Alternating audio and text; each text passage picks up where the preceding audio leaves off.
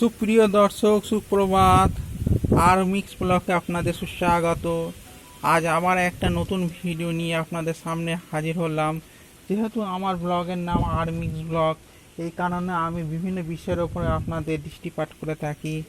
আজ আমি একটি ব্লগ বা ভিডিও তৈরি করছি যাদের কনস্টিপেশনের ধাত, অর্থাৎ যাদের পায়খানা খুবই শক্ত হয় এবং যারা 2 দিন 4 দিন 5 দিন পর পর পায়খানা করে, এমনকি 1 সপ্তাহ পরে পায়খানা করে, তাদের জন্য এই ভিডিওটা হয়ে থাকবে। তো চলুন দর্শকবৃন্দ, আমি ভিডিওটা সামনের দিকে এগোই। তার আগে আপনাদের কাছে একটা অনুরোধ, ভিডিওটা ভালো লাগলে অবশ্যই চ্যানেলটাকে সাবস্ক্রাইব করে একে পাশে থাকা বেল আইকনটা টিপে দেবেন। আর মনে করেন যদি চ্যানেলটা ভিডিওটাকে আপনি শেয়ার করতে চান নিজেদের বন্ধুদের কাছে, কারণ এটা একটি খুবই উপকারী ভিডিও হয়ে থাকবে আপনাদের জন্য, তাহলে অবশ্যই শেয়ার করে একটা লাইক দিয়ে দেবেন। তো বন্ধুগণ বা দর্শক মণ্ডলী, এই যে দেখতে পাচ্ছেন এটি কুমড়ো গাছ। এই কুমড়ো গাছ আমরা কম বেশি সকলেই চিনে থাকি বা জানি। এটি সাধারণত গ্রামগঞ্জে হয়ে থাকে। আমার মা শখ করে এই কুমড়ো গাছ লাগিয়েছে। এই কুমড়ো গাছটা আমি বাজার থেকে বীজ এনেছিলাম, সেই বীজ সামনের দিকে ফেলে দিয়েছি।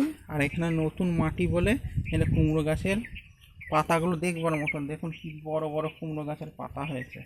তো দর্শক মণ্ডলী, আমার বিষয়টা সেটা নয়।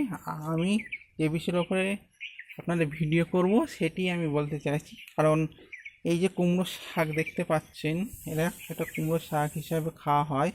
কারণ এই পশ্চিমবঙ্গের অধিকাংশই ব্যক্তিরা কুমড়ো শাক পছন্দ করে। তা আমাদের বাড়ির লোকেরাও কুমড়ো শাক ভালোই খায়।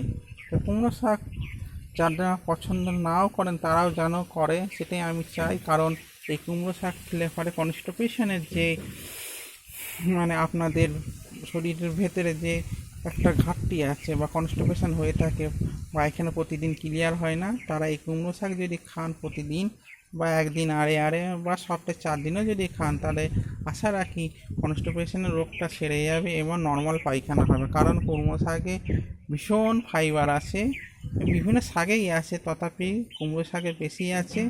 এবং কুমড়ো শাকটা অবশ্যই আপনি রান্না করে খেলে পরে খুবই একটি সুস্বাদু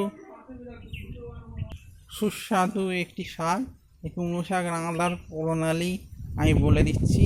আপনি বেগুন দিয়েও রাঁধতে পারেন, আবার আলু দিয়েও রাঁধতে পারেন, কিন্তু বেগুন দিয়ে রাঁধলে পরে খুবই উপকারী। বেগুনেতে যেহেতু প্রচুর পরিমাণে ফাইবার আছে, বেগুন দিয়ে এবং কুমড়ো শাকটা রাঁধবেন, সর্ষের ফোড়ন দেবেন, তাতে করে কুমড়ো শাকের গুণাগুণটা আরও বেড়ে যাবে আর আপনার পায়খানার যে ভাবটা আসতে থাকবে। তো দর্শক মণ্ডলী, আশা রাখি ভিডিওটা ভালো লেগেছে। আজকের মতো এইটুকুনি।